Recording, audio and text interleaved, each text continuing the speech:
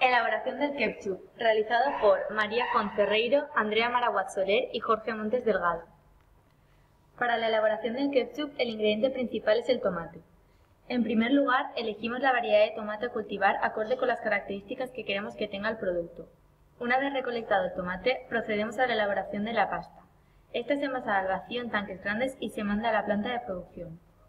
Para asegurar que el envasado se ha realizado correctamente y el producto mantiene su frescura, se realiza un primer análisis en la recepción de esta. Una vez realizados estos análisis, se procede a la cocción de la pasta. Ya alcanzada la temperatura adecuada, se mezcla con el resto de ingredientes y hasta llegar a la tapa de envasado se mantiene en refrigeración. Por último, el producto es envasado en condiciones asépticas y se almacena hasta su comercialización. La etapa que hemos escogido como indicador de calidad es la mezcladora, ya que el tiempo y la temperatura son dos parámetros fundamentales para obtener las características deseadas. El diagrama de flujo de esta etapa consiste en la entrada de dos corrientes distintas.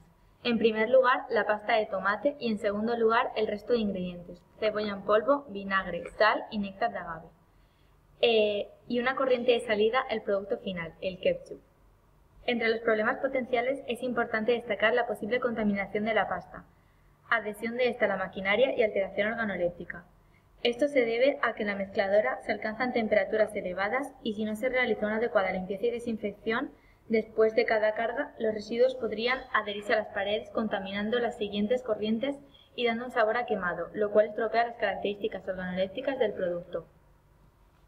Se realizó un diagrama causa-efecto de la etapa de mezclado, en el que se identifican los problemas relacionados con la contaminación de la pasta.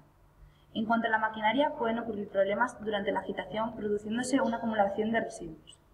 En la mano de obra puede existir una falta de formación de los operarios y que a causa de una falta de higiene se produzcan contaminaciones cruzadas.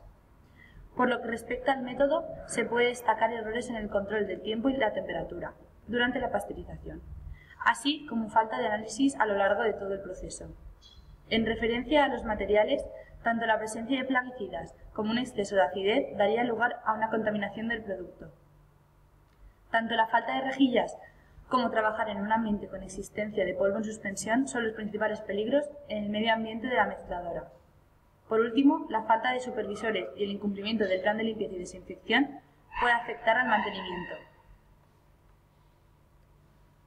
El parámetro clave del proceso es la temperatura, por lo que el indicador de la etapa de mezclado será esta. Habrá un técnico que controle que la temperatura permanezca entre 99 y 105 grados, para que el proceso se lleve a cabo correctamente. El plan de monitorización contesta las preguntas why, where, when, who y how. Cabe indicar que se realizará un control tanto al inicio como al final, dado que se trata de un proceso discontinuo. ¿Por qué se debe realizar un plan de monitorización? Para controlar la temperatura del homogeneizador a través de los grados marcados en el termómetro. ¿Dónde? En la planta de fabricación. ¿Cuándo? Desde que entra la carga al tanque hasta su salida se deben realizar revisiones de la temperatura. ¿Quién? ¿El ingeniero, el tecnólogo de alimentos o el responsable del área? ¿Cómo? Con el termómetro y el reloj. Por último, este es el vídeo de donde hemos sacado la información. Muchas gracias.